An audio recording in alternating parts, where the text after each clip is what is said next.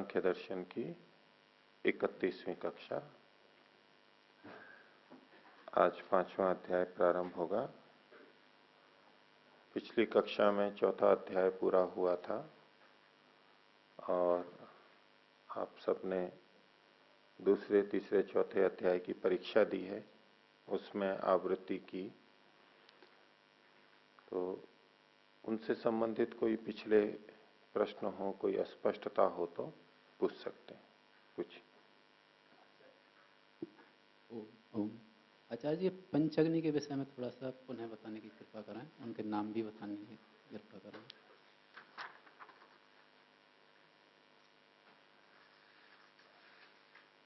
इसको केवल इतना समझ लीजिए कि 5 प्रकार की अग्नियां होती हैं। अभी जो हम दैनिक अग्निहोत्र करते हैं उसमें एक अग्नि होती है, केवल एक अग्नि होती है। उसको वहां की 5 अग्नियों की दृष्टि से देखें तो आह्वनीय अग्नि होती है, जिसमें आहुति दी जाती है। ठीक है, एक ही अग्नि है।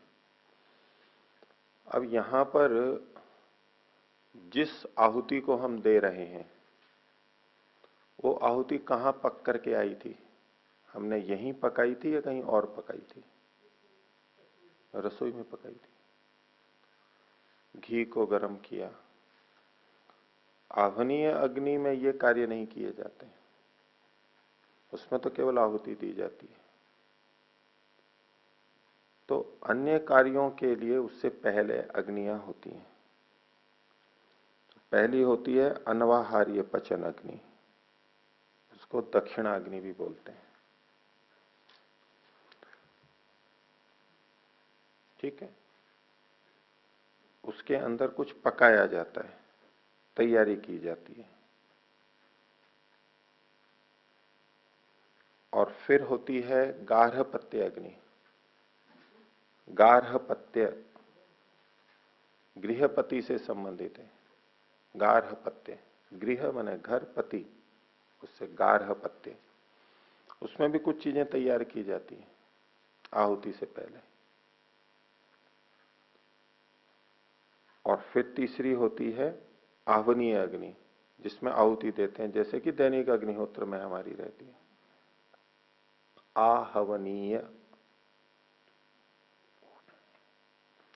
हवन शब्द सुनते ही हैं, जिसमें हव्य को डाला जाता है, खाने योग्य, वहन करने के लिए जो चीज, हव्य, हवन, उसी से हवन बनाए। हवनीय, हवन के योग्य। गमन, गमनीय। दर्शन, दर्शनीय, दर्शन के योग्य, दर्शनीय चीज है ये। हवन, हवनीय, हवन के योग्य जो चीज है। हर चीज नहीं हो, हर चीज का होम नहीं किया जाता है। जैसा शुद्ध पवित्र हो, क्या चीज देनी है, क्या नहीं देनी है, उचित चीज हो, वो हवनीय कहलाता है। और जिस अग्नि के अंदर ये आहुतियां दी जाती हैं उसको आहवनीय अग्नि बोलते हैं। आहवनीय।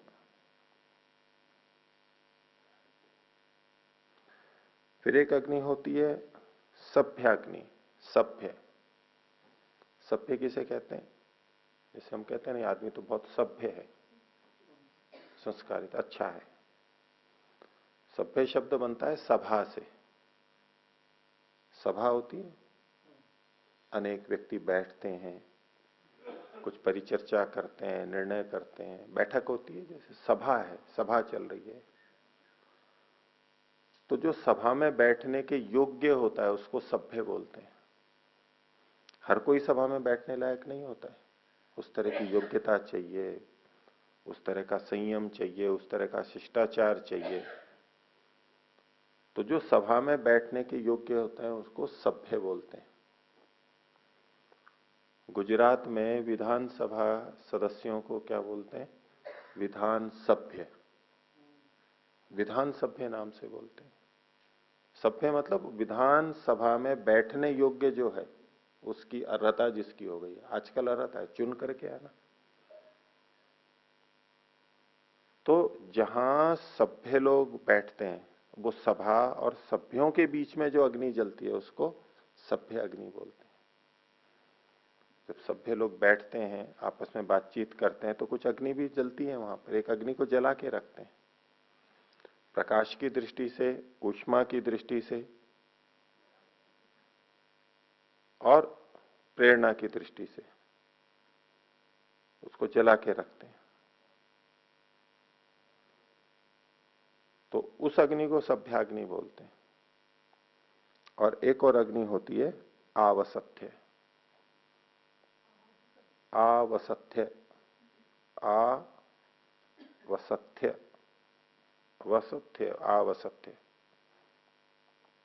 उसका भी कुछ प्रयोग साथ में होता है। तो इन पांचों अग्नियों को लेकर के जो याग किए जाते हैं, सोमयाग आदि, वो पंचाग्नि, यानी पूरा विधिवत याग किया जा रहा है, सोमयाग आदि याग किए जा रहे हैं।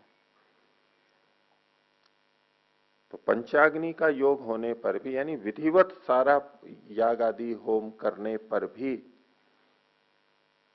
आवृत्ति, जन्म की श्रुति होती है, आवृत्ति होती है उसमें। अन्य लाभ भले ही हो लेकिन आवृत्ति होती है, जन्म की श्रुति है, शास्त्र बोलता है इसकी बात जन्म होगा उनका। तो ये तो चर्चा वो चल रही है कि जन्म से मुक्ति कैसे हो जाए, मरण से मुक्ति कैसे हो जाए, जन्म मरण से छुटकारा कैसे मिले, मूल तो यहां पर बात कर रहा है शास्त्र।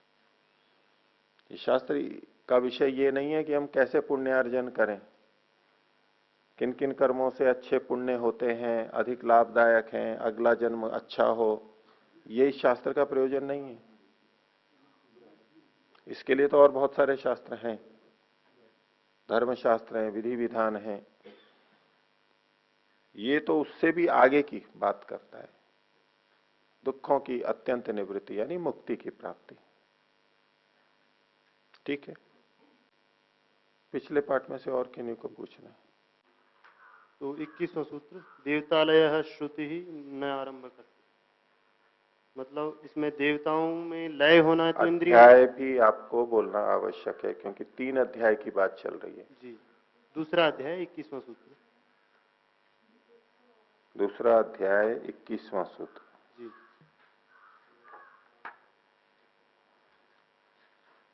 हाँ, पूछिए प्रश्न। तो इसमें देवताओं के मतलब इंद्रियों का देवताओं में लय होना तो बताया, लेकिन उनसे उत्पन्न होना नहीं कहा गया। जी हाँ, देवतालय श्रुति न आरंभ कस्य, आरंभ होने की श्रुति नहीं मिलती है, ये करके उसका निषेध किया। जी, तो इसकी उत्पत्ति किससे मानी गई है? उत्पत्ति तो नहीं बताई गई इसमें और लय बताया गया है। उत्पत्ति तो जैसी आपने पढ़ी है सांख्य के अनुसार वो है ही। पूर्व पक्षी ने ऐसा कहा था कि ये अहंकारिक नहीं है, ये भौतिक है। तो भौतिक है का मतलब था उसका कि इनकी उत्पत्ति भूतों से हुई है, और उसके लिए उसने जो श्रुति दी थी, शब्द प्रमाण दिया था, वो उत्पत्ति का नहीं था, वो लय का था। तो उनको बताया जा रहा है कि आप जो ये शब्द प्रमाण उद्धृत कर रहे हो, ये तो इनके लय यानी विनाश का, नाशः कारण लय, विनाश का कि ये किसमें विलीन होती है। आपको सिद्ध तो ये करना था कि भूतों से उत्पत्ति होती है, उसके लिए श्रुति देते आप, कोई वचन देते शास्त्र का। तो उसका वचन न देके आप इनका, इन भूतों में लय होने वाली श्रुति कह रहे हैं, तो प्रमाण गलत हो गया ना, शब्द प्रमाण। उसको स्मरण करा रहे हैं कि इसमें तो देवता लय की श्रुति है आपके प्रमाण में, उत्पत्ति की श्रुति नहीं है। तो कौन से वाले सूत्र में इसकी उत्पत्ति की श्रुति बताई है? कहीं नहीं बताई गई। तो इसकी उत्पत्ति किससे मानी जाए? उत्पत्ति तो जैसा पहले उत्तर दे चुका हूं मैं, जैसा शास्त्र में लिखा है यहाँ पर कैसे अहंकार से उत्पत्ति है वो मानी जाएगी। 20वें सूत्र का जो अहंकारिकत्व श्रुति है न भौतिक। जी हाँ, ठीक है। अहंकारिकत्व की श्रुति है, वो तो सिद्ध है ही, इन्होंने कहा, उसके खंडन में जो कहा उसके लिए निषेध कर रहे हैं। ठीक है, कुछ आचार्य जी, सांख्य दर्शन के अनुसार 5 वृत्तियां कौन सी मानी जाती हैं? 5 वृत्तियां, जो प्रमाण, विपर्य, विकल्प, निद्रा और स्मृति, जो योग दर्शन की 5 वृत्तियां हैं, चित्त की वृत्तियां हैं। ये विपर्य के भेद जो है, नहीं विपर्य के नहीं, 5 वृत्तियां जो हैं वो की वो यहाँ भी मानी जाती है। लेकिन यहाँ तो वर्णन अलग है, 5 ज्ञान इंद्रियों की वृत्तियां, 5 कर्म इंद्रियों की वृत्तियां, तो उस तरह से 5 नहीं आ रही थी, ज्यादा आ रही हैं, तो उसमें वो अलग दृष्टि है। इंद्रियों की वृत्ति का जब हम बात करेंगे, इंद्रिय वृत्ति की जब हम बात करेंगे तो ये हम भेद करेंगे। इंद्रिय वृत्तियां कितनी, जितनी इंद्रियां हैं उतनी वृत्तियां हैं उनकी। 5 ज्ञानेंद्रियों की अलग अलग वृत्ति है, कर्म इंद्रियों की अलग अलग वृत्ति है, और इनके भी अवान्तर भेद कर देंगे। मान लो चक्षु की वृत्ति है तो वो कभी किसको देख रही है, कभी किसको, उचित अनुचित, ऐसे भिन्न भिन्न भेद हो जाएंगे उनके, लेकिन इंद्रियों की वृत्ति अलग हो जाएगी। हाँ बोलिए। आनंद प्रकाश जी की पुस्तक में, आगे दीजिए। आनंद प्रकाश जी की पुस्तक में पृष्ठ संख्या 211 पर द्वितीय पंक्ति 211 211 पर द्वितीय पंक्ति कि वस्तुतः देव और मनुष्य के कितना 6 9 भेद। 9, तो ये कैसे है? मतलब आप केवल सूत्र के बारे में पूछिए मेरे से, सूत्र में कोई समझ में नहीं आई वो बात। शास्त्र में हम सांख्य दर्शन के शास्त्र को पढ़ रहे हैं, सूत्रों को पढ़ रहे हैं। पूछिए। अभी पंचाग्नि के बारे में जो बताया, तो यहाँ आनंद प्रकाश जी की पुस्तक में उपनिषद के ये द्यू, पर्जन्य, धरा आदि पंचाग्नि बताई हैं। ठीक है, तो आपने बताया वो तो भिन्न है। हाँ भिन्न है तो क्या हुआ, मतलब उनको माना जाए, इनको जिसकी इच्छा हो आपकी मान सकते हैं।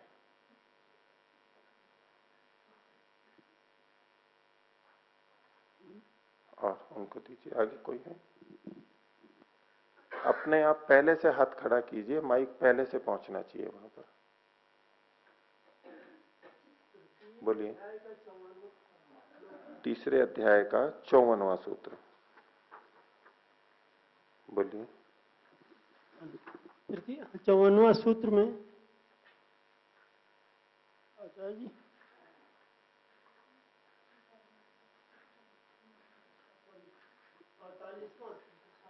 48वां सूत्र, तीसरे अध्याय का 48वां सूत्र बोलिए। पहले से तैयार रहिए, ऐसे नहीं।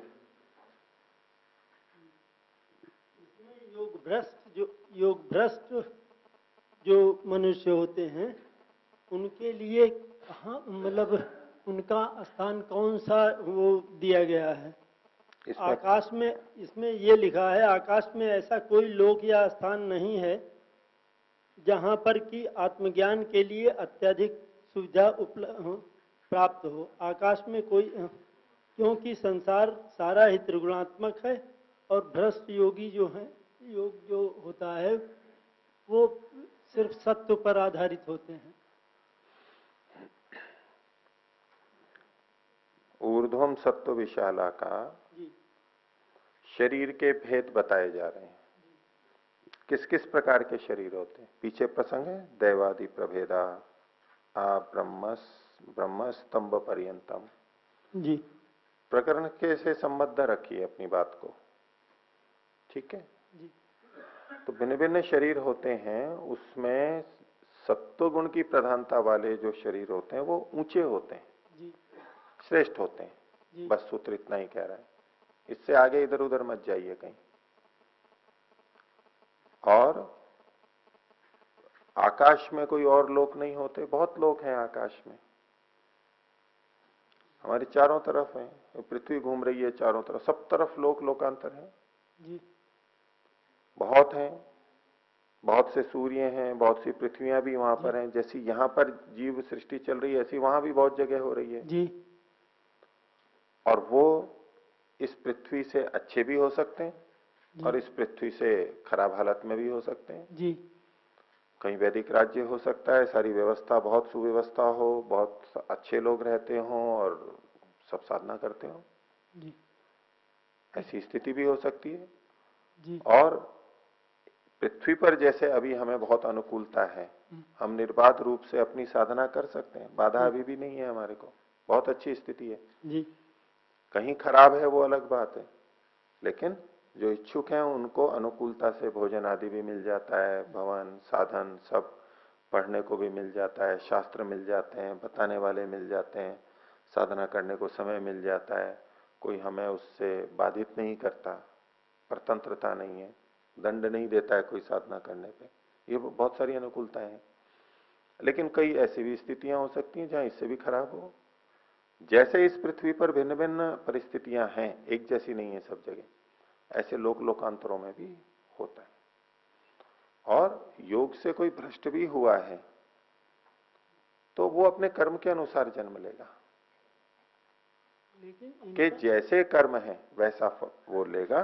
यहां इस आधार पर योग भ्रष्ट और ये सूत्र में कुछ भी नहीं है। लेकिन इनका कहना यह है आचार्य जी की सारी सृष्टियां जो होती हैं वो तीनों गुण से होती हैं, त्रिगुणात्मक होती हैं, त्रिगुणात्मक होती हैं।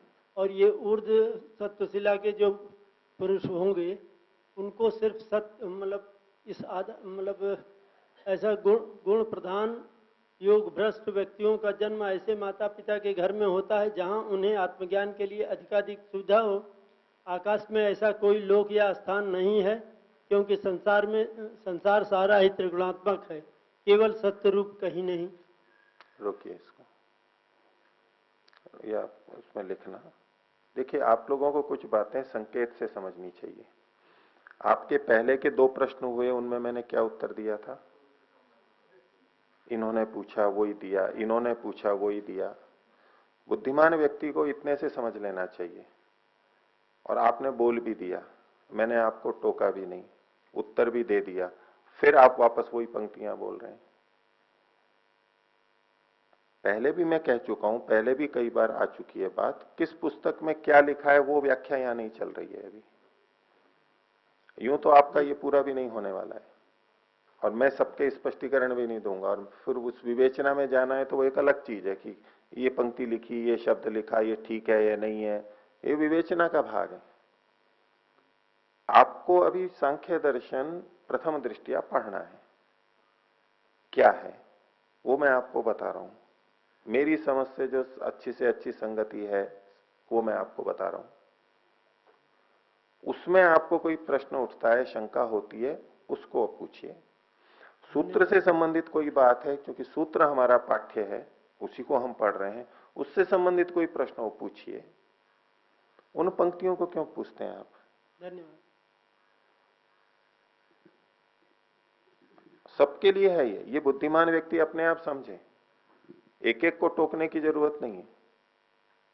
ऐसा पहले भी कई बार हो चुका, आप दोनों को भी ऐसे नहीं पूछना चाहिए, सीमा जी और मुनि जी, कई बार हो चुका, बीच बीच में आती है मैं, और स्पष्ट भी है तो भी बार बार उसी को पूछते हैं। वो आपके मन में प्रश्न है तो लेखक से पूछ लीजिए, पता है, दूरभाष संख्या है, उनसे पत्र व्यवहार कीजिए, उनके पास चले जाइए, वहां जो लिखा है उसका उत्तरदायित्व उनका है, उसका समाधान वो करेंगे, उनसे पूछिए आप, वो बता सकते हैं। उसमें बहुत सारी बातें ऐसी लिखी हैं जिनको मैं जानता ही नहीं, मैं अब क्या बोलूंगा आपके सामने, जिन बातों के प्रति मैं ही संतुष्ट नहीं हूं, मैं क्या बोलूंगा आपको, जैसे तैसे मैं कुछ बोलूंगा। और ये कोई बात नहीं होती कि उन्होंने तो ये लिखा, आपने ये बोला, यानी कोई जो भी गलत है। पहले भी इसी तरह से आप लोगों की तरफ से बात आई, यहां तो ये लिखा है मतलब ये गलत है। जो बताया गया उसमें आपको जो गलती दिख रही है वो आप बताइए कि ये सिद्धांत के विरुद्ध कथन हो गया, ये परस्पर असंगति लग रही है। मैं जो बोल रहा हूं उसको आप अवश्य बता दीजिए, पूरी छूट है आपको। कह सकते हैं कि जी ये चीज तो गलत है, लेकिन वहां ये लिखा है इसलिए ये गलत है, ये कोई तर्क नहीं होता है। ये बुद्धिमानों की शैली नहीं है, ये दर्शन पढ़ने की शैली नहीं है। हाँ, आप किसी शास्त्र का वचन देते, आर्ष ग्रंथ का, वेद में ऐसा लिखा है, वहां ये लिखा है, तो उसके ये आपकी बात विपरीत जाती है, मैं अवश्य विचार करूंगा, गलत जाती है संशोधन कर लूंगा, स्वीकार कर लूंगा, या विचार करने के लिए बोलूंगा कि भी मेरे को विचार करना है इस पे भी। लेकिन आप वर्तमान के किसी लेखक की बात को कहेंगे कि उन्होंने ये लिखा है तो इसका मतलब है आपकी बात गलत है, आर्ष प्रमाण के लिए तो मैं आपको वचनबद्धता कह सकता हूं, उसके लिए आप कह सकते हैं आर्ष वचन हो, ऋषि का वचन हो, महर्षि दयानंद का वचन हो, स्वीकार्य है। अब यूं तो इतने सारे लोग हैं ही, अब आप हर किसी के लिए कहने लगे, अब मान लीजिए आप किसी को कहें कि भाई मूर्ति पूजा ठीक नहीं है, अब दूसरा कहे जी वो तो करते थे, किसी और कहा कि जी वो भी तो करते हैं, वो अन्य महापुरुषों का नाम लेने लगेंगे। महर्षि ने कहा कि मूर्ति पूजा ठीक नहीं है, दूसरों महापुरुषों का नाम ले देते हैं, वो भी जी वो तो करते थे। वो करते थे ये कोई प्रमाण नहीं है। प्रमाण तो शास्त्र का होगा, अब युक्ति तर्क प्रमाणों से बात चलेगी, ऐसे नहीं। जो संगति है जो है ही नहीं उसका कोई मतलब नहीं है। अब इनकी तो रिकॉर्ड हो गई है, मैं थोड़ा उत्तर तो दूं इनको। जो आप तर्क दे रहे थे उस पर मैं बात रख रहा हूं थोड़ी सी। शुरू करो। आपने वो वचन पढ़ा कि भाई सब त्रिगुणात्मक है, और त्रिगुणात्मक कहते हुए भाव यह है कि कहीं कुछ विशेषता नहीं होती, सब जगह समान है। उसके पीछे भाव यह है। कुछ लोग जो परिकल्पना करते हैं कि कोई अलग से विशेष स्वर्ग लोक होगा, बहुत विशेष होगा या बहुत नरक होगा, उसका चूंकि निषेध किया जाता है, जिस तरह की परिकल्पना वो करते हैं उस परिकल्पना का निषेध किया जाता है, इसलिए इस तरह के वाक्य आते हैं कि सब त्रिगुणात्मक है, सब समान है। ये बहुत हल्का तर्क है। पहली बात तो सारे लोग एक जैसे हों जैसे यहां पर हैं ऐसा नहीं कह सकते। जो मैं पहले बता चुका हूं कि अलग अलग स्तर के लोग हो सकते हैं, इसमें कोई संदेह और कोई सिद्धांत विरुद्ध बात नहीं है। सब जगह बिल्कुल ऐसा ही हो यह थोड़ा ना संभव है। ईश्वर सबको कर्मानुसार अलग अलग परिस्थितियां देता है। हम जैसे कहते हैं अभी के सतयुग में और पुराने काल में सब अच्छा था, बहुत अच्छा था, लोग अच्छे थे, वातावरण बहुत अच्छा था, आज प्रदूषण हो रहा है, इस पृथ्वी पर भी ये भेद है ना। तो आज यहां जैसी भी स्थिति है, इससे अच्छी स्थिति जब हम इस पृथ्वी पर भी मानते हैं पहले रही है लाखों करोड़ों साल पहले, तो वो अच्छी स्थिति दूसरी जगह क्यों नहीं रह सकती है? बिल्कुल रह सकती है। और ये तर्क देना कि वो त्रिगुणात्मक है, तो ये तो हम जितने भी हैं सबके शरीर भी त्रिगुणात्मक ही हैं, एक जैसे मानेंगे उनको? रोटी और सब्जी दोनों त्रिगुणात्मक है, एक जैसी मानेंगे? नमक और चीनी दोनों त्रिगुणात्मक हैं, एक जैसा मानेंगे? नहीं। ये कोई तर्क है क्या कि त्रिगुणात्मक है? पांच भौतिक है। त्रिगुणात्मक होते हुए भी उनमें तरतमता का भेद होता है। त्रिगुणात्मक मतलब आप एकदम स्थूल रूप से देख रहे हैं कि बस त्रिगुणात्मक है मतलब सब कुछ एक जैसा है, या मिट्टी और हलवा दोनों त्रिगुणात्मक है, दोनों को एक मान लेते हैं ना। आप ऐसा व्यवहार करेंगे ना लेखक ऐसा व्यवहार करेगा। तो फिर केवल कथन के लिए यूं तर्क लिख देना, बोल देना, व्यवहार से जिसका संबंध नहीं जुड़ रहा है वो मान्य नहीं हो सकता। सब त्रिगुणात्मक है तो फिर ठीक है, सबको समान मानो, वो फिर गुड़ गोबर सब समान हो जाएगा। तो जब हम व्यवहार में देख रहे हैं कि सब में भिन्नता है, त्रिगुणात्मकता है, और हम पढ़ करके आ रहे हैं अभी दर्शन को कि सात्विकात अहंकारात एकादशम इंद्रियम प्रवर्तते वैकृताद अहंकारात। वैकृत अहंकार से, सात्विक अहंकार से 11 इंद्रियां बन रही हैं, यानी, और तामसिक से 5 भूत बन रहे हैं, तन्मात्राएं बन रही हैं। ये भेद आ रहा है नहीं आ रहा है? सात्विक राजसिक तामसिक ये भेद कहा जा रहा है नहीं, ये ऊर्ध्वम सत्व विशाला ही है। क्या इनका ये मतलब है कि वो त्रिगुणात्मक नहीं होते शरीर? त्रिगुणात्मक तो हर चीज होती है। तो ये कोई तर्क नहीं होता है। विशेषता के आधार पर भेद देखा जाता है। बुद्धिमान विशेषता को देखते हैं, समानता के आधार पर नहीं। रोटी और हलवे दोनों में गेहूं है तो बोले ठीक है एक ही जैसे हैं, ब्रेड में भी तो वही आटा है, गेहूं का ही आटा है, ये तो सामान्य व्यक्ति देखेगा, मूलभूत सारा एक ही जैसा है। विशेषता को देखा जाता है, बुद्धिमान विशेषता को देखता है। समानता भी रहती है लेकिन निर्णय भी विशेषता के आधार पर होता है हमेशा। वो सब मनुष्य हैं, सबको समान नौकरी दे दो, सबको समान वेतन दे दो, सब मनुष्य हैं।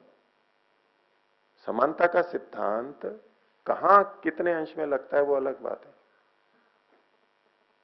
लेकिन न्यायपूर्वक व्यवहार करना है, पक्षपात रहित करना है तो विशेषता को देखा ही जाएगा, नहीं तो अंधेर नगरी होगी वो।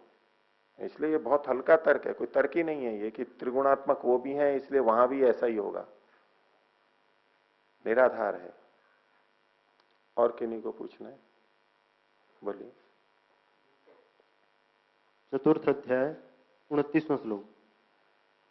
न मलिन चित्तस्य उपदेश बीज प्ररोहो अजवत।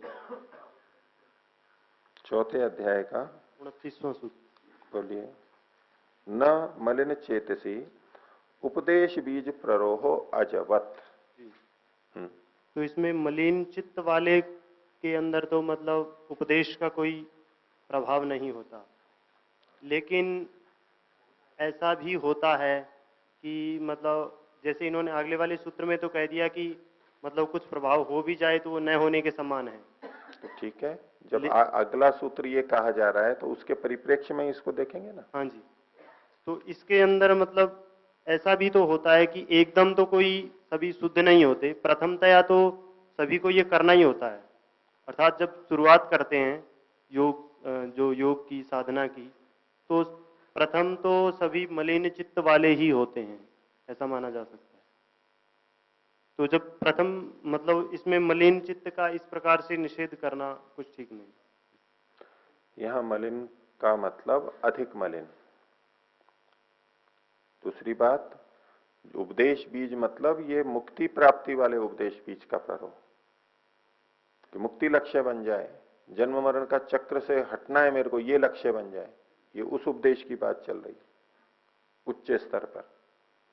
सामान्य है, सामान्य उपदेश तो उस पर भी असर करता है, एक सीमा तक कितना भी मलिन हो कुछ न कुछ उपदेश मिलने पे अंतर आ सकता है उसमें। तो ये एक संदर्भ में देखना है। आप उपदेश मतलब सारे उपदेश ले लें छोटे मोटे भी, वो यहां नहीं है। मलिनता का मतलब थोड़ी भी मलिनता है तो ले लेंगे, नहीं, अधिक मलिनता है जिसमें। और किसी के लिए यूं कह सकते हैं 100% मलिन है, किसको मलिन कहेंगे? और जिसको मलिन कह रहे हैं उसमें थोड़ी शुद्धता भी हो सकती है, जिसको हम शुद्ध मन कह रहे हैं उसमें थोड़ी मलिनता हो सकती है। ये तो पूरा भेद है वहां पर तरतम का। आप 1 से लेके 100 तक की संख्या अगर माने 100% में, तो मलिनता और शुद्धता उसका प्रतिशत कितना भी हो सकता है, 50-50 भी हो सकते हैं, 80-90 80-20 हो सकते हैं, 10 और 90 हो सकते हैं, 25-75 हो सकते हैं। कौन सा कितना है? मलिनता भी 1 से लेके 100 तक कितनी हो सकती है, और शुद्धता भी बची हुई जितनी भी हो 1 से लेके 100 तक हो सकती है।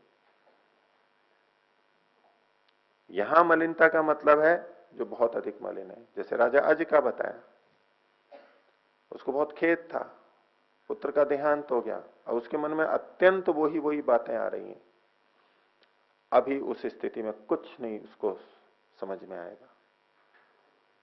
लोक व्यवहार में हमारे को ऐसे व्यक्ति नहीं मिलते हैं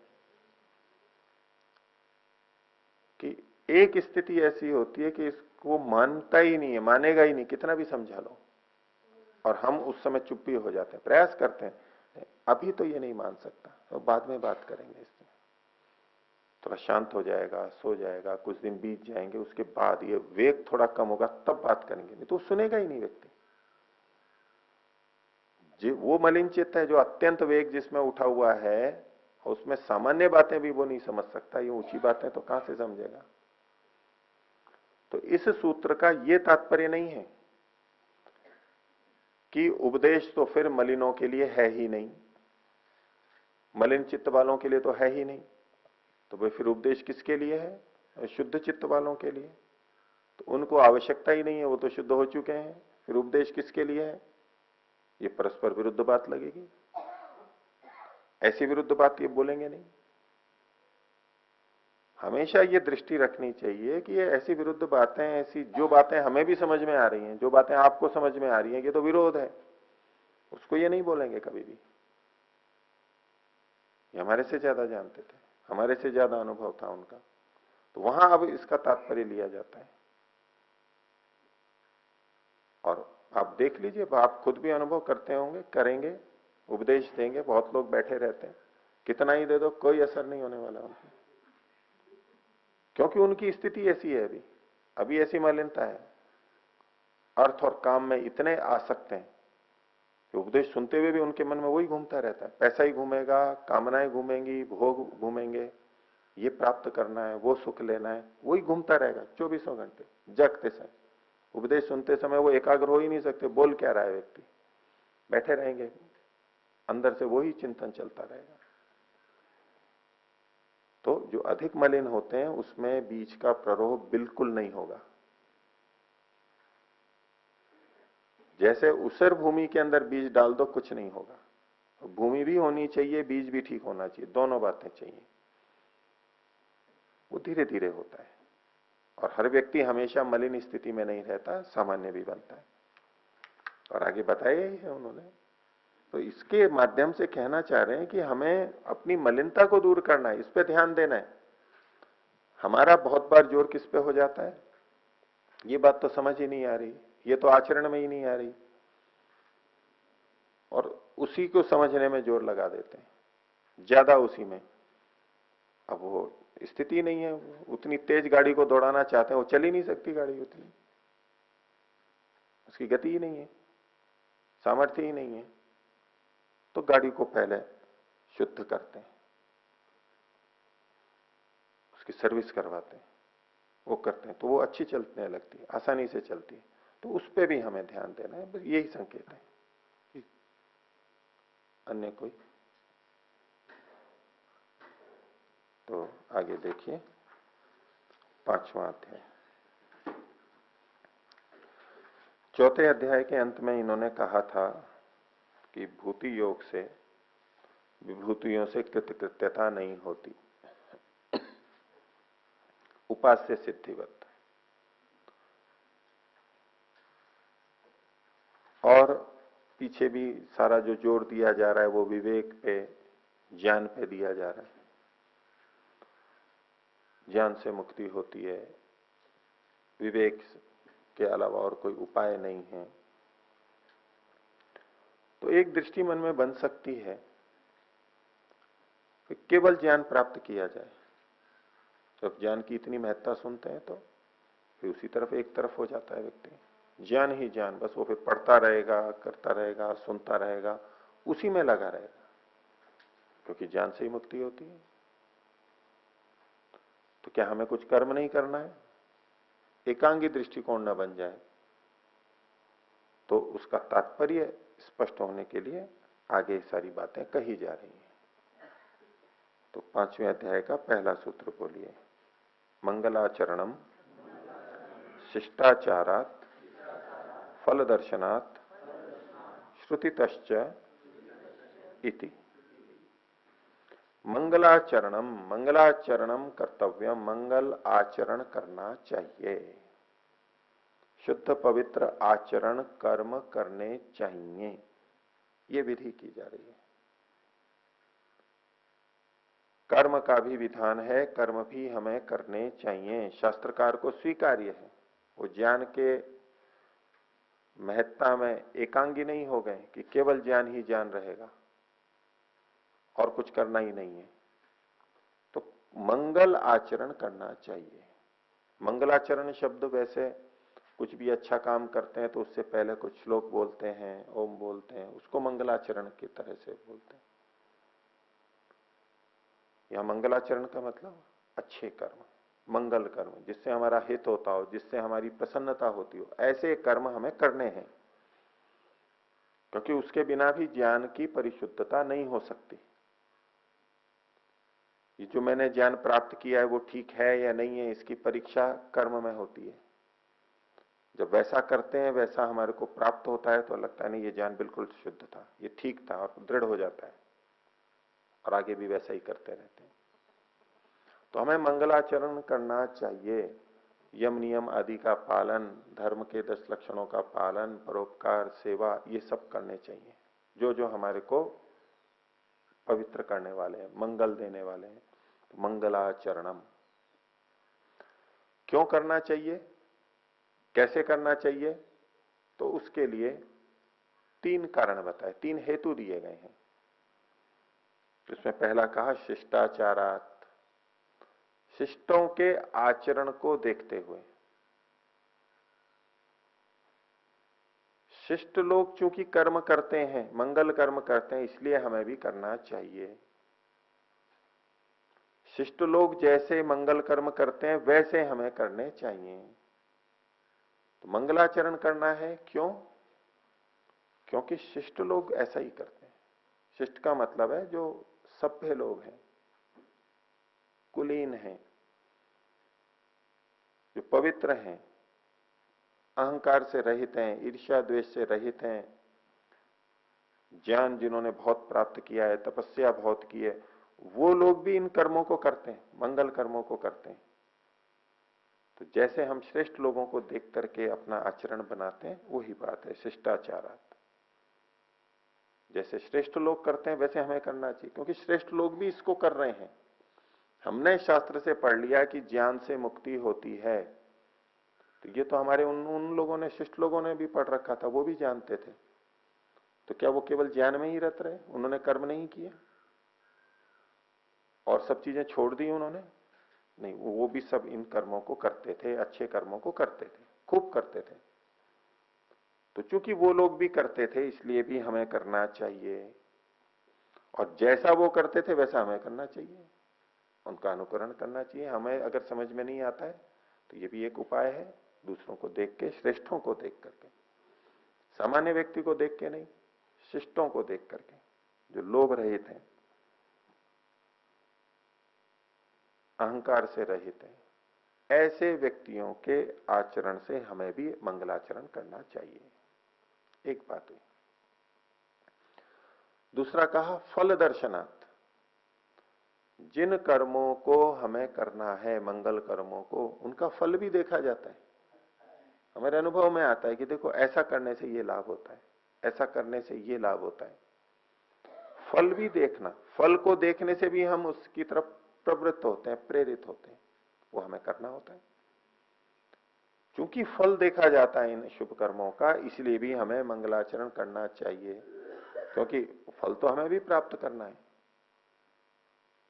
एक साधक को भी प्राप्त करना है। मुक्ति की प्राप्ति के लिए इन साधनों को साधन के रूप में जुटाना है। बिना इन साधनों के हम कैसे कर पाएंगे साधना को? इसलिए फल चूंकि इसका हमें दिखाई दे रहा है, फल होता है, इसलिए भी हमें कर्म करने चाहिए। ये दूसरा हेतु दिया। और जिन कर्मों का हमें फल दिखाई दे रहा है, लाभदायक दिखाई दे रहा है, उन कर्मों को करना चाहिए। ऐसे श्रेष्ठ कर्मों को हमें करना चाहिए, फल दर्शनार्थ। और तीसरा हेतु दिया श्रुति तश्च। श्रुति में होने से भी, श्रुति के कारण से भी, जो शब्द प्रमाण है, वेद हैं, ऋषियों के ग्रंथ हैं, जिनको हम श्रुति की कोटि में रखते हैं, उन वेद मंत्रों में भी कर्म करने का विधान किया गया है। कुर्वन्नेवेह कर्माणि जिजी विशेष क्षतम समा। 100 वर्ष तक कर्म करते हुए जीने की इच्छा करें, कर्म करते हुए 100 वर्ष तक जीने की इच्छा करें। और कर्म करने की इच्छा नहीं है तो ऐसा 100 वर्ष तक जीने की इच्छा का कोई मतलब नहीं है, निरर्थक है वो। 100 वर्ष तक जीने की इच्छा करे, लेकिन कर्म करते हुए 100 वर्ष तक जीने की इच्छा करे। 60, 65, 70 वर्ष में सेवानिवृत्त हो गए तो अब कुछ नहीं करना है मुझे, बस अब तो विश्राम का समय है, घर का भी कुछ काम जिंदगी भर कर लिया। ये 100 वर्ष जीने की शैली नहीं है। तो घर सेवानिवृत्त हो गए, वो काम छोड़ा, दूसरा करेंगे, अध्यात्म का कार्य करेंगे, सेवा का कार्य करेंगे, अध्ययन करेंगे, तपस्या करेंगे। करना तो है, कर्म से कोई छुटकारा नहीं है। तो ये श्रुति कहती है हमारे को, इसलिए भी हमें मंगलाचरण करना चाहिए। तो मंगलाचरण करना चाहिए शिष्टों के आचरण के अनुसार। शिष्टों के शिष्टाचरण करते हैं इसलिए, फल देखा जाता है इसलिए, और श्रुति शब्द प्रमाण भी इस बात को कहता है, इसलिए हमें करना चाहिए। और ये भी मुक्ति के लिए आवश्यक है। ये शुभ कर्म के लिए कहा, मंगलाचरण मतलब तो शुभ कर्म, शुभ कर्म हमें करने चाहिए। तो कर्म क्यों करने चाहिए? ताकि हमें उचित फल मिल सके। जो हम प्रगति चाहते हैं उसके लिए जो फल चाहिए, जो साधन चाहिए, वो हमें मिल सके, इसलिए हमको कर्म करना है। बोले कि नहीं, मैं तो केवल भक्ति कर लूंगा, ईश्वर से प्रार्थना कर लूंगा। भक्ति का जो प्रचलित अर्थ है उस रूप में प्रार्थना कर लूंगा, ईश्वर प्रसन्न हो जाएंगे और मेरे को सब चीजें दे देंगे। तो फिर ये मंगलाचरण करने की आवश्यकता क्या है, ये कर्म करने की आवश्यकता क्या है? इतना सब ना करके मैं केवल परमात्मा को रिझा लूंगा और उससे मेरे प्रयोजन सिद्ध हो जाएंगे। ये प्रवृत्ति बनती है साधकों में, आध्यात्मिक लोगों में, नासमझी के कारण से। जैसे कि लोक में हम करने लग जाते हैं, इतना सब मेहनत करेंगे उसकी बजाय तो जो इसका निर्णय करने वाला है उनको प्रसन्न कर लो, उनको कुछ धन दे दो, उनकी सेवा कर दो, फल फूल पहुंचा दो, प्रशंसा कर दो, उनकी चापलूसी कर लो, वो मान जाएंगे और नौकरी लग जाएगी या कुछ काम हो जाएगा हमारा। ऐसी ही प्रवृत्ति इधर भी बन जाती है परमात्मा के प्रति। तो इसके लिए उत्तर दिया जा रहा है, ऐसी परिस्थिति, ऐसी मानसिकता वालों के लिए कि फल की प्राप्ति किस पर निर्भर करती है? फल की प्राप्ति निर्भर किस पर करती है? फल का अधिष्ठाता कौन है? तो उसके लिए अगला सूत्र देखिए, बोलिए, न ईश्वराधिष्ठिते फल संपत्ति ही कर्मणा तत्सिद्धे। न ईश्वराधिष्ठिते फल संपत्ति, फल की जो संपत्ति है, फल की प्राप्ति है, वो ईश्वर पर अधिष्ठित नहीं, ईश्वर पर आधारित नहीं है। अभी प्रथम दृष्टया बड़ा कठोर शब्द लगेगा ईश्वर भक्तों को, और इसके आधार पर कई जने ये भी निकाल लेते हैं कि सांख्य दर्शन ईश्वर को नहीं मानता है। लेकिन सांख्य दर्शन ईश्वर को कैसे स्वीकार करता है पीछे हम देख चुके हैं। यहां कहना चाहते हैं कि केवल ईश्वर पर फलों का प्राप्त होना निर्भर नहीं है, अर्थात ईश्वर अपनी इच्छा से किसी को कुछ भी फल दे दे, ये नहीं होता है। ईश्वर पर कर्मफल अधिष्ठित हो, इसका मतलब क्या है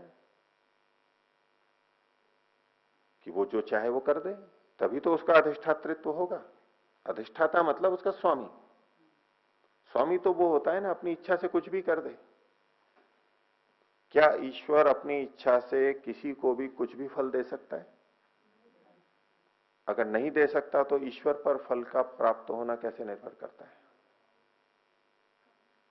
मूल आधार कौन है? निर्धारक तत्व क्या है? हमारे फल का निर्धारक तत्व ईश्वर है क्या, या कुछ और है? ये बात है। लेकिन इसका ये तात्पर्य नहीं कह रहे हैं ये कि बिना ईश्वर के फल मिलता रहेगा, वो सिद्धांत नहीं है ये प्रकृति, मूल प्रकृति कार्य रूप में आती है, ये परवश है, स्वयं नहीं आ सकती, उस रूप में ईश्वर को वहां स्वीकार किया गया है। प्रकृति कार्य रूप में आती है कर्म का फल देने के लिए, और वो परवश है, परमात्मा के अधीन है। तो उस दृष्टि से परमात्मा का कर्तृत्व, फल प्रदातृत्व तो है, उसका निषेध नहीं कर रहे हैं ये। नहीं तो इस सूत्र की दूसरी परिणति है, दूसरा तात्पर्य है, जो कई जने मानते भी हैं, बड़े बड़े संप्रदाय हैं। वो कहते हैं कि कर्म अपने आप फल दे देगा, परमात्मा को क्या करना है इसमें, कर्म ही फल दे देते हैं। इसलिए वो ईश्वर को मानते भी नहीं है, परमात्मा को नहीं मानते, और ऐसे ऐसे सूत्रों के आधार पर वो बोलते भी हैं। ये तो हमारे मत का ग्रंथ है, देखो हमारी बात लिखी हुई है इसमें। हम वैदिक दर्शनों को, आस्तिक दर्शन एक तरफ रखते हैं, और कुछ नास्तिक दर्शन है जो ईश्वर को नहीं मानते, उनको नास्तिक रूप में प्रस्तुत करते हैं। तो कहते हैं नहीं, वैदिक दर्शनों में भी ईश्वर को नहीं मानते, उसमें फिर ऐसे ऐसे प्रमाण लेते हैं। वो कहते हैं देखो, वो हम जो मानते हैं वो यहां भी है, आपके भी। ये तो आपने जबरदस्ती इसको आस्तिक दर्शन बना रखा है, ईश्वर को कहां मानते हैं ये? ऐसे लोग ढूंढते हैं इसमें, ऐसी प्रस्तुति करते हैं। कहते हैं देखो, हम ये मानते हैं कर्म से ही सिद्धि होती है फलों की, ईश्वर की कुछ नहीं है। देखो ये सूत्र बनाए, नैश्वराधिष्ठिते फल संपत्ति कर्मणा तत्सिद्धे, हम तो यही मानते हैं। ईश्वर का क्या लेना देना? और जब ईश्वर कर्मफल देता ही नहीं है, ईश्वर कर्मफल का अधिष्ठाता नहीं है, देता नहीं है वो नहीं बोलते, अधिष्ठाता नहीं है ये लिखा है, तो उसको मानने की जरूरत क्या है? बिना परमात्मा के नियंत्रण के कर्म तो अपने आप फल दे देंगे, ऐसा मानते हैं लोग। एक सूत्र को उठाएंगे, छोटे से अंश को देखेंगे तो ऐसा ही प्रतीत होगा। और वो लोग भी एक अंश उठा करके दे देते हैं, हमें भी लगता है हाँ लिखा तो यही है। ये किस संदर्भ में कहा गया, क्या तात्पर्य है, और पूरा शास्त्र क्या बोल रहा है? यहां से हम वो बात थोड़ा ना निकालेंगे जो शास्त्र में अन्य जगह कही है उसके विपरीत पड़ रही हो। किसी वक्ता के वक्तव्य को पूरी समग्र दृष्टि से देख करके हम कह सकते हैं कि हाँ इस वाक्य का इसका ये अर्थ होगा और ये अर्थ नहीं हो सकता। एक सामान्य व्यक्ति भी नहीं ऐसा करता है कि विपरीत बोलता रहे। ऋषि और ये सूत्र रचना में तो संभव ही नहीं है ऐसा। तो जो ईश्वर का फल प्रदातृत्व स्वीकार करते हैं तो भी ये इस बात को कहना चाह रहे हैं और इस बात पे जोर देना चाह रहे हैं कि जो लोग केवल प्रार्थना वाले में पक्ष में चले जाते हैं कि बस हम परमात्मा को प्रसन्न कर लेंगे और सब कुछ हो जाएगा और कुछ नहीं करना है, ये व्यापक रूप से आज प्रचलित नहीं है, खूब प्रचलित है।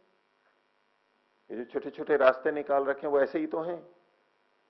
ऐसा कर लो भगवान प्रसन्न हो जाएंगे, ये कष्ट बाधा हट जाएगी, ये ऐसा कर लो ये चीज उपलब्ध हो जाएगी। ये सारा तंत्र ही ऐसे चल रहा है और ये उस समय भी होगा। हो सकता है आज से कम हो, लेकिन ऐसी प्रवृत्ति लोगों की हो सकती है। ये उपदेश बीच का प्ररोह विकृत भी हो जाता है। तो जब कहा कि परमात्मा अपने आप कुछ नहीं कर सकता, हो तो कर्म के अनुसार ही करता है, तो फिर ऐसे ईश्वर को क्या मानना? सीधे कर्म को मानेंगे हम? ये उपदेश के बीच का प्ररोह गलत हो गया, विकृत हो गया। यहां केवल ये बताया जा रहा है कि परमात्मा कर्म के अनुसार ही करता है। तो कुछ वचन हमारे को ऐसे शास्त्रों में मिल जाते हैं जिससे लगता है कि जैसे परमात्मा की जो इच्छा है वो ही करता है। ये मानने वाले भी हैं वर्ग, आज भी बहुत बड़ा वर्ग है, क्योंकि वो पुनर्जन्म को मानते नहीं है, पिछला जन्म नहीं मानते, अगला जन्म नहीं मानते। जब पुनर्जन्म की बात होती है और उनसे पूछें कि ये भिन्नता क्यों है, मनुष्यों में भी इतनी भिन्नता क्यों है और अन्य प्राणी क्यों ऐसे अलग अलग बने, आत्मा रूह तो उनमें भी समान है। कहते हैं तो परमात्मा की, अल्लाह ताला की इच्छा है, वो किसी को कुछ भी बनाए। सब चीजों की आवश्यकता है तो सब चीजें बनाई उसने। कर्म सापेक्ष तो वो बोल नहीं सकते क्योंकि वो पूर्व जन्म को मानते ही नहीं है। सीधा प्रश्न आता है, यदि बिना कर्म के अनुसार कह रहे हो तो कर्म आए कहां से? ये तो जन्म के बाद में कर रहे हैं कर्म। जन्म कैसे मिला, किस कर्म के आधार पर? इसलिए कर्म को तो वो मान ही नहीं सकते। आगे कर्म की बात करते हैं कि जैसे हम कर्म करेंगे उसके अनुसार फिर कयामत के समय परमात्मा अल्लाह न्याय करेगा, वहां तो करते हैं, लेकिन पहले नहीं करते। तो कहते हैं कि जैसे हम मकान बनाते हैं तो मकान में रसोई भी बनाते हैं, तो बैठक भी बनाते हैं, तो शयन आगार भी बनाते हैं, शयन कक्ष भी बनाते हैं, शौचालय स्नानागार भी बनते हैं, कूड़े का स्थान भी होता है, बर्तन धोने का स्थान होता है, पानी रखने का स्थान होता है। हमारी इच्छा है, सब चीजें आवश्यक हैं, बना दी। उसमें कोई कर्म थोड़ा ना था कि इस भूमि का पुण्य था इसलिए यहाँ रसोई बनी है, या जल है इसका पाप कर्म था इसलिए यहाँ पर शौचालय है या गंदगी है, कूड़ादान है। कोई कर्म थोड़ा ना था उसका। जैसी इच्छा है वैसा, स्वामी जैसा करे वैसा हो जाता है। ऐसे ही परमात्मा स्वामी है, अल्लाह स्वामी है, और वो जैसा कहेगा वैसा करेगा। ये एक पक्ष है जो कर्म निरपेक्ष और परमात्मा पर ही पूरा निर्भर रहते हुए इसकी व्याख्या करता है। सब कुछ परमात्मा की इच्छा से। और इस पक्ष में वेद मंत्र भी प्रस्तुत कर दिए जाते हैं। यम कामये तम तम उग्रम कृणोमि। जिसको मैं चाहता हूं, कामये मैं इच्छा करता हूं, परमात्मा बोल रहा है, उसको मैं उग्र बना देता हूं, तेजस्वी यानी क्षत्रिय बना देता हूं। तम ब्रह्मांडम, उसको ब्राह्मण बना देता हूं, ज्ञानी बना देता हूं। तम ऋषिम, उसको मैं ऋषि बना देता हूं। यम कामय सबके साथ जुड़ जाएगा, जिसको मैं चाहता हूं उसको ऋषि बना देता हूं। तम सुमेधाम, उसको अच्छी मेधा वाला, बुद्धि वाला बना देता हूं, धारणावती बुद्धि वाला बना देता हूं। किसको? जिसको यम कामय, जिसको मैं चाहता हूं। अब ये वचन प्रथम दृष्टया क्या लगेगा, अर्थ क्या है इसका? ये परमात्मा की इच्छा के अनुसार हो रहा है सारा। ऐसे और भी वचन मिल जाएंगे, लेकिन सिद्धांत हमें ये स्पष्ट रखना है, ये भाषा क्यों प्रयोग की जा रही है वो भी समझ लेना है, और सिद्धांत क्या है ये भी समझ के रखना है। नैश्वराधिष्ठित फल निष्पत्ति, परमात्मा के अधीन नहीं है ये। यदि हम ये माने कि परमात्मा की जो इच्छा हो, जिसको वो राजा बना दे और जिस चाहे उसको रंक बना दे, जिसको मूर्ख बना दे, विद्वान बना दे, बलि बना दे, निर्बल बना दे, हम प्रस्तुत भी करते हैं, भजनों में भी बोलते हैं। एक सीमा तक ठीक है वो, अगर साथ में दृष्टि पीछे की ठीक है कि ये कर्म के अनुसार करता है, और यही कार्य, यही वाक्य यदि कर्म निरपेक्ष रहते हुए बोला जाएगा तो गलत हो जाएगा। तो कुल मिलाकर के अंतिम आधार क्या है हमारे भोगों का, भिन्नता का, कर्म फल का? तो कर्म हमारे उसके आधार है। बस ये बात कही जा रही है पर न ईश्वराधिष्ठित फल संपत्ति, मात्र ईश्वर पर निर्भर नहीं है। ईश्वर भी कर्मानुसार ही फल देता है। ईश्वर कर्म के भिन्न जाकर के फल नहीं देगा, सामान्य नियम जो है। और जहां परमात्मा कर्म निरपेक्ष कुछ देता है, जैसे मुक्ति के बाद में देता है, शरीर देता है, वो सबके लिए समान है, वो एक अलग बात है। बाकी जहां जहां कर्म के अनुसार फल देने का होगा, वहां अलग अलग कर्मों के अनुसार भिन्न भिन्न फल देगा। और परमात्मा भी जैसे बंधा हुआ है। स्वतंत्रता किसे कहते हैं? अधिष्ठातृत्व किसे कहते हैं? जहां स्वतंत्रता हो करने की, करूं या ना करूं, चाहे तो ये करूं चाहे तो वो करूं, इसे ही तो स्वतंत्र कहते हैं। स्वतंत्रता यही तो है, कर्तुम अकर्तुम अन्यथा कर्तुम। इसमें जो समर्थ होता है करने में, न करने में, और भिन्न प्रकार से करने में, जो समर्थ होता है स्वतंत्र, उसको स्वतंत्र कहते हैं। परमात्मा इस दृष्टि से स्वतंत्र नहीं है। अब परमात्मा स्वतंत्र नहीं है इसलिए उसकी कोई दीनता या तो दुर्बलता नहीं समझ लेनी है कि वो तो कोई स्वतंत्र ही नहीं है, तो वो तो फिर क्या हुआ, क्या सर्वशक्तिमान हुआ?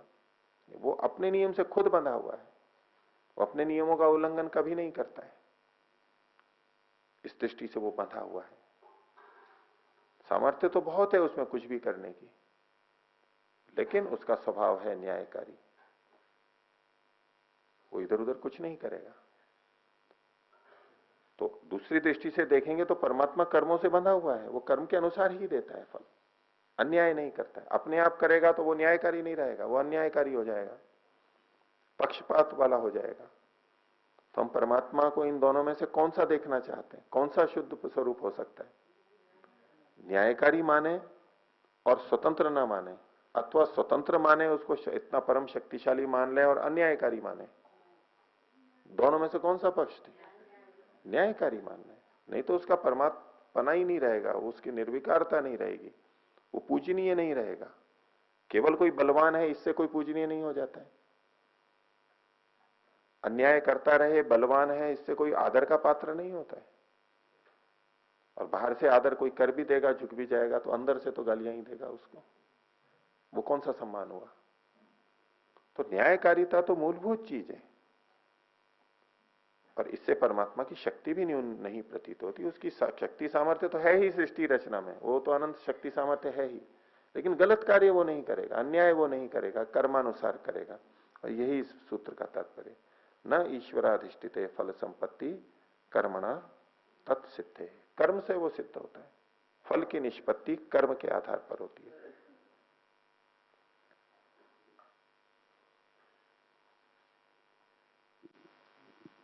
इसमें यह पाठ भेद है, फल निष्पत्ति, फल संपत्ति। ठीक है, फल संपत्ति भी है, फल निष्पत्ति भी, एक ही तात्पर्य है। धन्यवाद। तात्पर्य एक ही है। ऐसा बहुत जगह पाठभेद आता रहा है, होता है, क्योंकि इतनी परंपरा से चलते हैं ये ग्रंथ, कहीं थोड़ा सा अंतर हो गया या ये सब इतने लंबे पुराने ग्रंथों में ऐसा हो जाता है। दोनों तरह के ग्रंथ मिलते हैं हमारे को, ये भी पाठ वो भी पाठ, तो कुछ कुछ शब्दों में ये भेद है, तात्पर्य में कोई भेद नहीं है। तो जब परमात्मा का अधिष्ठातृत्व नहीं है, कर्म से ही उसकी सिद्धि होती है, तो फिर परमात्मा का तो कोई अधिष्ठातृत्व होगा ही नहीं, मानना ही नहीं चाहिए। फिर परमात्मा को क्यों बड़ा माने जब कर्म के अनुसार ही हो रहा है? तो उसका उत्तर दिया जा रहा है, नहीं, अधिष्ठाता तो वो फिर भी है। कैसे है? अगला सूत्र देखिए, बोलिए। स्व उपकारात अधिष्ठानम लोकवत। स्व का मतलब है जो मेरे अपने हैं। स्व और स्वामी, तो कोई स्वामी होता है तो उसका कोई स्व भी होता है, तब स्वामी होता है वो। स्व मतलब वो वस्तु, धन, और स्वामी मतलब स्व वाला जो है। तो परमात्मा के कुछ अपने हैं, यानी हम आत्माएं। तो उन स्व के उपकार से, आत्मा का उपकार करने से, इस प्रकृति के माध्यम से आत्मा का उपकार करने से, कर्म के अनुसार फल दे रहा है, उसमें भी आत्मा का उपकार उसका है। तो स्व उपकारात अधिष्ठानम, उसका अधिष्ठातृत्व है लोकवत, लोक के समान। लोक में भी कोई व्यक्ति अपनों का, जिनका भी भरण पोषण करता है, उनके लिए व्यवस्था करता है, उसका अधिष्ठातृत्व उन पे माना जाता है। और जो सेवा लेते हैं वो भी उनका मान करते हैं, क्या ये उनको स्वामी के रूप में स्वीकार करते हैं कि वो हमारी रक्षा करते हैं, वो हमारे लिए व्यवस्था करते हैं, भोजन आदि करते हैं। हम भी कार्य करते हैं, वो ठीक है, लेकिन उनके बिना हमारा ये काम नहीं चल सकता। तो उन जो बड़े हैं उनका अधिष्ठातृत्व तो हो जाता है। ऐसे ही परमात्मा का भी है। तो स्व का उपकार करने के कारण से, जीवात्माओं का उपकार करने के कारण से परमात्मा का अधिष्ठातृत्व है। स्वतंत्र रूप से कर्म फल दे रहा हो इसलिए अधिष्ठातृत्व नहीं है उसका, वो तो कर्म के अनुसार ही देगा।